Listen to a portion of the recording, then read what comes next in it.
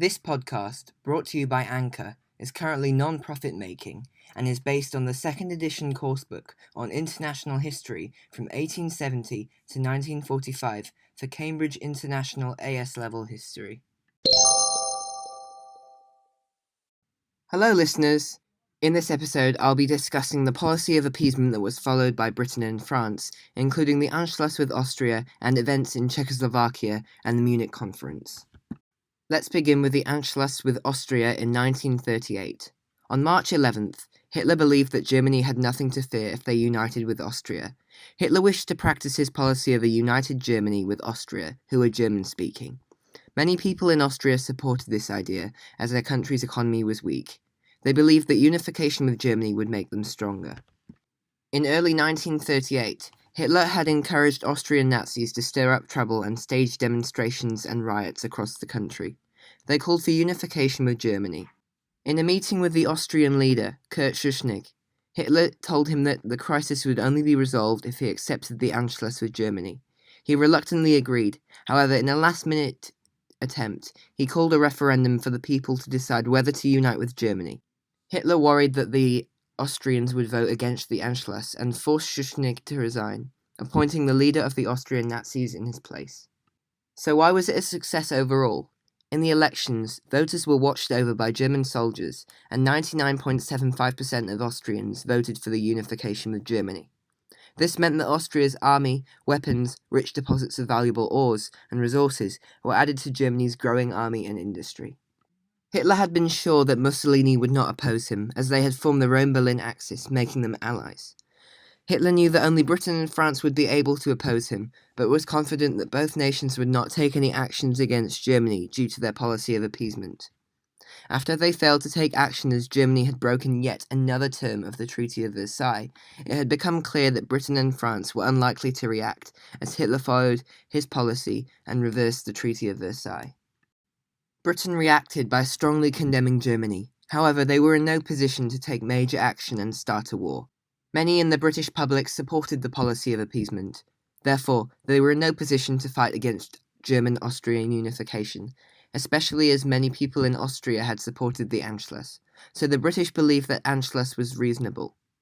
Furthermore, as a result of the Anti-Comintern Pact, Britain was unwilling to risk war with Germany, as it could lead to Japan and Italy taking action against Britain. However, there were few in Britain that opposed appeasement, most notably Winston Churchill, who was the Lord of the Admiralty in command of the Navy at that time. France reacted by condemning Germany's actions. Although they were in a state of political turmoil, its entire government had resigned after failing to secure support for its plans for dealing with the country's economic problems. Although Anschluss was a clear breach of the Paris Peace Settlement, France was in no position to react to Germany's takeover of Austria, especially without the support of Britain. Now, onto the events in Czechoslovakia and the Munich Conference. Hitler had signed a 10-year non-aggression pact with Poland in 1934 to show it was peaceful. It became obvious he was not peaceful when he invaded Czechoslovakia in 1939 after successfully claiming and taking possession of the Sudetenland. The crisis initially began with Adolf Hitler's rise to power and aim of remilitarization. He also aimed at Lebensraum and expanding the German borders to include German speakers in other countries, such as the Sudetenland and Austria, and to create more living space for the Germans. Let's look specifically at the Sudetenland crisis.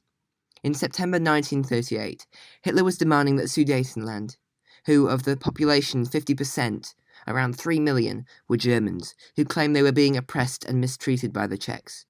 Hitler encouraged Germans in the Sudetenland to stir up trouble in Czechoslovakia and demand to be allowed to join with Germany.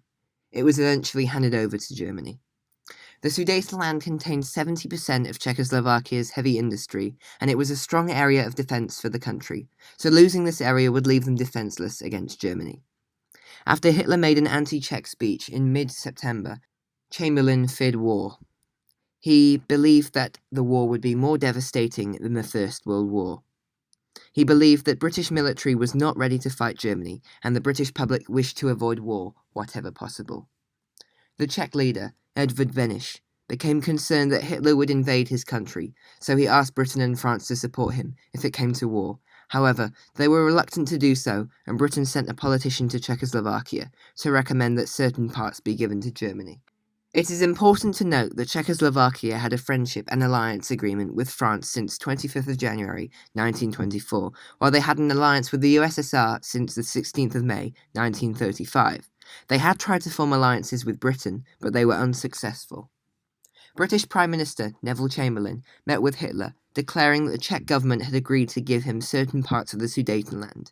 Hitler was unhappy with this settlement, and demanded for the whole of the Sudetenland.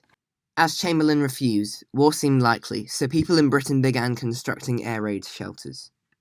Mussolini helped to arrange a meeting, which became known as the Munich Agreement between British Prime Minister Chamberlain, French Prime Minister Daladier, and German Führer Hitler in September 1938. It was agreed that Hitler would be given the entire Sudetenland. As Chamberlain returned to Britain, he was saluted as a hero, as he was able to prevent war. German soldiers seized the Sudetenland on October 1st, 1938, with no shots fired. 2 days later, the Czech leader resigned.